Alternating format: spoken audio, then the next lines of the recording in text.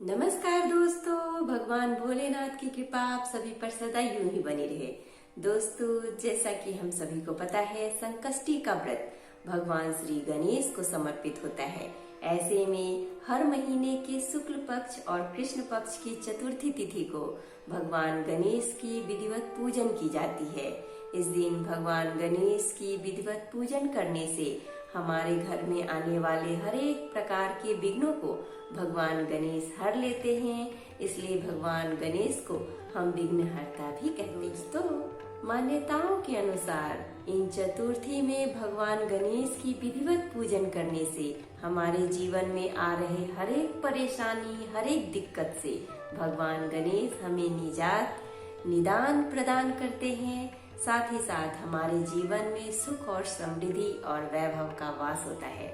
ऐसे में इस साल यानी कि 2022 में नवंबर के महीने में संकष्टी चतुर्थी का व्रत 12 नवंबर दिन शनिवार को रखा जा रहा है। इस दिन भक्तजन विधिवत भगवान गणेश की पूजन करते हैं, उनकी आरती करते हैं और उनकी कथा सुनते हैं। दोस्तों, संकष्टी चतुर्थी का पारण चंद्रोदय के समय के बाद किया जाता है। ऐसे में दोस्तों, आज की वीडियो में हम भगवान गणेश को समर्पित चतुर्थी के शुभ उपलक्ष्य पर भगवान गणेश की 4 पौराणिक एवं प्रामाणिक कथा सुनेंगे।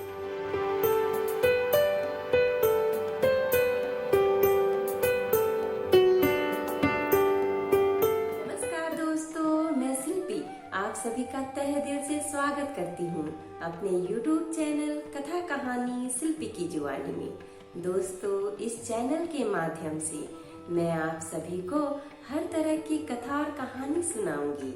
अगर आपको मेरी तरह कथा और कहानी सुनना पसंद है तो प्लीज हमारे चैनल कथा कहानी शिल्पी की जुबानी को सब्सक्राइब कर लीजिए।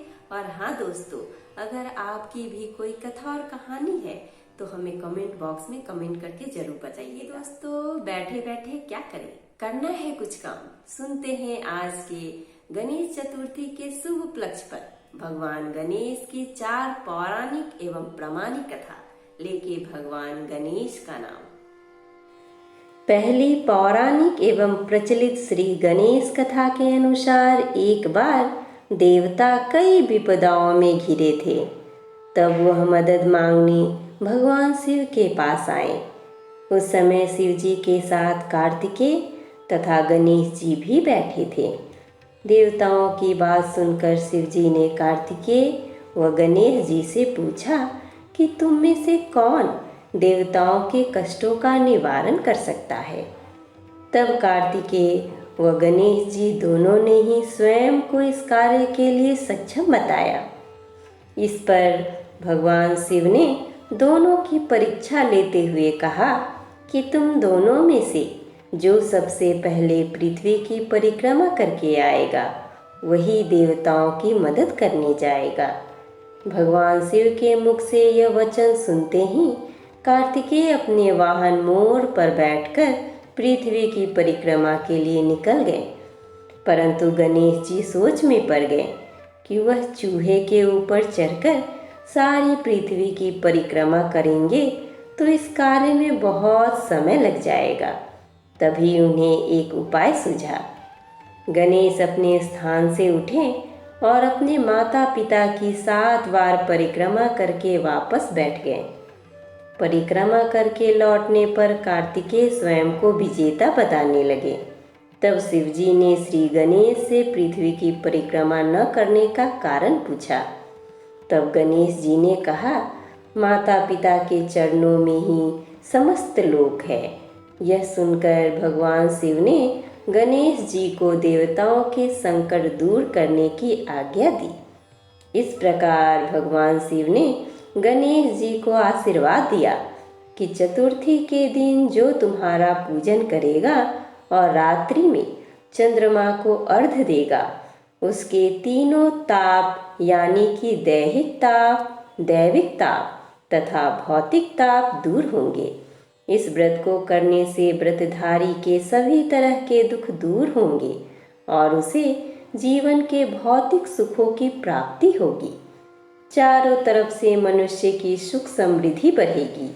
पुत्र पौत्र आदि धन ऐश्वर्य की कभी कमी नहीं रहेगी। गणेश चतुर्थी व्रत की दूसरी कथा के अनुसार एक समय की बात है। राजा हरिश्चंद्र के राज्य में एक कुम्हार हुआ करता था। वह मिट्टी के बर्तन बनाता, लेकिन वे कच्चे रह जाते थे। एक पुजारी की सलाह पर उसने इस समस्या को दूर करने के लिए एक छोटे से बालक को मिट्टी के बर्तनों के साथ आवा में डाल दिया। उस दिन संकष्टी चतुर्थी का दिन था। उस बच्चे की माँ अपने बेटे के लिए परेशान थी। उसने गणेश जी से बेटे की कुशलता की प्रार्थना की।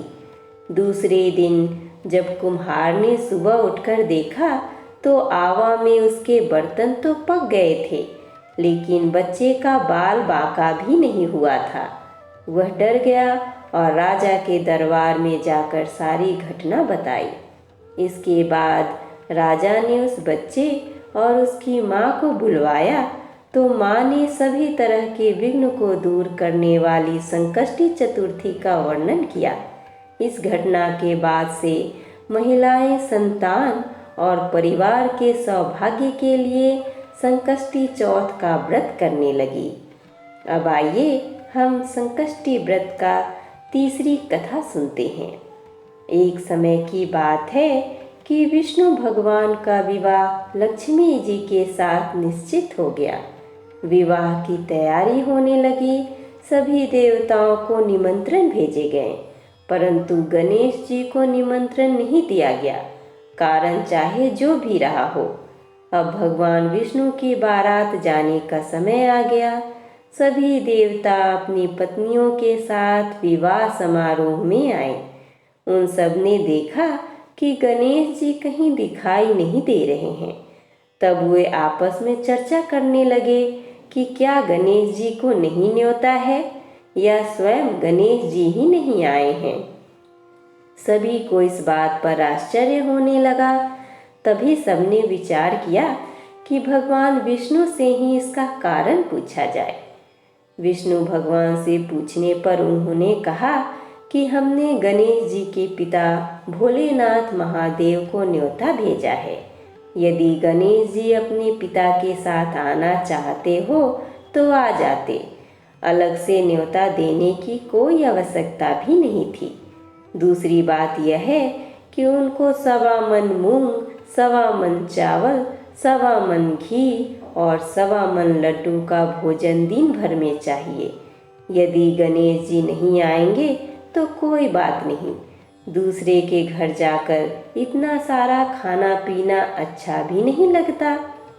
इतनी वार्ता कर ही रहे थे कि किसी एक ने सुझाव दिया, यदि गणेश जी आ भी जाए तो उनको द्वारपाल बनाकर बैठा देंगे कि आप घर की याद रखना। आप तो चूहे पर बैठकर धीरे धीरे चलेंगे तो बारात से बहुत पीछे रह जाओगे। यह सुझाव भी सबको पसंद आ गया, तो विष्णु भगवान ने भी अपनी सहमति दे दी। होना क्या था कि इतने में गणेश जी वहां आ पहुँचे और उन्हें समझा बुझाकर घर की रखवाली करने बैठा दिया। बारात चल दी। तब नारद जी ने देखा कि गणेश जी तो दरवाजे पर ही बैठे हुए हैं, तो वे गणेश जी के पास गए और रुकने का कारण पूछा। गणेश जी कहने लगे कि विष्णु भगवान ने मेरा बहुत अपमान किया है। नारद जी ने कहा कि आप अपनी मूषक सेना को आगे भेज दे, तो वह रास्ता खोदेगी जिससे उनके वाहन धरती में धंस जाएंगे। तब आपको सम्मान पूर्वक बुलाना पड़ेगा। अब तो गणेश जी ने अपनी मूषक सेना जल्दी से आगे भेज दी और सेना ने जमीन पोली कर दी। जब बारात वहां से निकली तो रथों के पहिए धरती में धंस गए। लाख कोशिश करे परंतु पहिए नहीं निकले। सभी ने अपने अपने उपाय किए, परंतु पहिए तो नहीं निकले, बल्कि जगह जगह से टूट गए। किसी की समझ में नहीं आ रहा था कि अब क्या किया जाए। तब तो नारद जी ने कहा, आप लोगों ने गणेश जी का अपमान करके अच्छा नहीं किया। यदि उन्हें मनाकर लाया जाए तो आपका कार्य सिद्ध हो सकता है और यह संकट टल सकता है। शंकर भगवान ने अपने दूत नंदी को भेजा और वे गणेश जी को लेकर आए। गणेश जी का आदर सम्मान के साथ पूजन किया। तब कहीं रथ के पहिए निकले। अब रथ के पहिए निकल तो गए, परंतु वे टूट फूट गए, तो उन्हें सुधारे कौन? पास के खेत में खाती काम कर रहा था, उसे बुलाया गया। खाती अपना कार्य करने के पहले श्री गणेशाय नमः कहकर गणेश जी की वंदना मन ही मन करने लगा। देखते ही देखते खाती ने सभी पहियों को ठीक कर दिया। तब खाती कहने लगा कि हे देवताओं, आपने सर्वप्रथम गणेश जी को नहीं मनाया होगा और न ही उनकी पूजन की होगी, इसलिए तो आपके साथ यह संकट आया है। हम तो मूर्ख अज्ञानी हैं, फिर भी पहले गणेश जी को पूजते हैं, उनका ध्यान करते हैं। आप लोग तो देवतागण हैं, फिर भी आप गणेश जी को कैसे भूल गए? अब आप लोग भगवान श्री गणेश जी की जय बोलकर जाएं, तो आपके सब काम बन जाएंगे और कोई संकट भी नहीं आएगा। ऐसा कहते हुए बारात वहाँ से चल दी और विष्णु भगवान का लक्ष्मी जी के साथ विवाह संपन्न करा के सभी सकुशल घर लौट आए। हे गणेश जी महाराज, आपने विष्णु को जैसा कारज सार्यो, ऐसो कारज सबको सिद्ध कर जो। बोलो गजानन भगवान की जय। अब आइए दोस्तों, हम संकष्टी चतुर्थी की चौथी कथा सुनते हैं।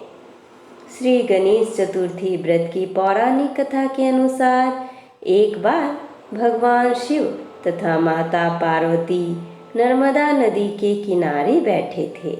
वहाँ माता पार्वती ने भगवान शिव से समय व्यतीत करने के लिए चौपर खेलने को कहा।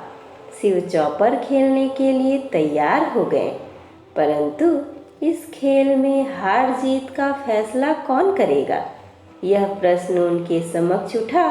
तो भगवान शिव ने कुछ तिनके एकत्रित कर उनका एक पुतला बनाकर उसकी प्राण प्रतिष्ठा कर दी और पुतले से कहा, बेटा, हम चौपर खेलना चाहते हैं, परंतु हमारी हार जीत का फैसला करने वाला कोई नहीं है, इसलिए तुम बताना कि हम दोनों में से कौन हारा और कौन जीता। उसके बाद भगवान शिव और माता पार्वती का चौपर खेल शुरू हो गया। यह खेल 3 बार खेला गया और संयोग से तीनों बार माता पार्वती ही जीत गई। खेल समाप्त होने के बाद बालक से हार जीत का फैसला करने के लिए कहा गया, तो उस बालक ने महादेव को विजयी बताया। यह सुनकर माता पार्वती क्रोधित हो गई और क्रोध में उन्होंने बालक को लंगड़ा होने, कीचड़ में पड़े रहने का श्राप दे दिया। बालक ने माता पार्वती से माफ़ी मांगी और कहा कि यह मुझसे अज्ञानतावश ऐसा हुआ है, मैंने किसी द्वेष भाव में ऐसा नहीं किया। बालक द्वारा क्षमा मांगने पर माता ने कहा, यहाँ गणेश पूजन के लिए नाग कन्याएं आएंगी, उनके कहे अनुसार तुम गणेश व्रत करो, ऐसा करने से तुम मुझे प्राप्त करोगे। यह कहकर माता पार्वती शिव जी के साथ कैलाश पर्वत पर चली गई। 1 वर्ष के बाद उस स्थान पर नाग कन्याएं आईं। तब नाग कन्याओं ने श्री गणेश के व्रत की विधि मालूम करने पर उस बालक ने 21 दिन लगातार गणेश जी का व्रत किया। उनकी श्रद्धा से गणेश जी प्रसन्न हुए।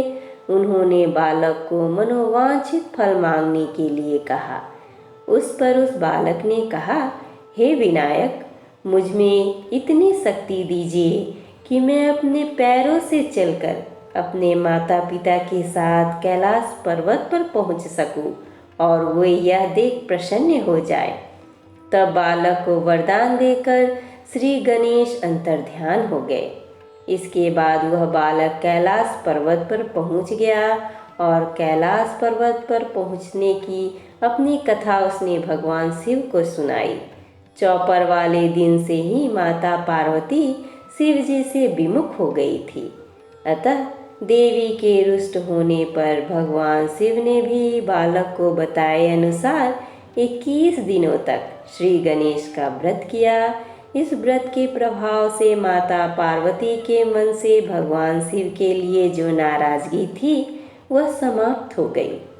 तब यह व्रत विधि भगवान शंकर ने माता पार्वती को बताया। यह सुनकर माता पार्वती के मन में भी अपने पुत्र कार्तिकेय से मिलने की इच्छा जागृत हुई। तब माता पार्वती ने भी 21 दिन तक श्री गणेश का व्रत किया तथा ध्रुवा, फूल और लड्डुओं से गणेश जी का पूजन अर्चन किया।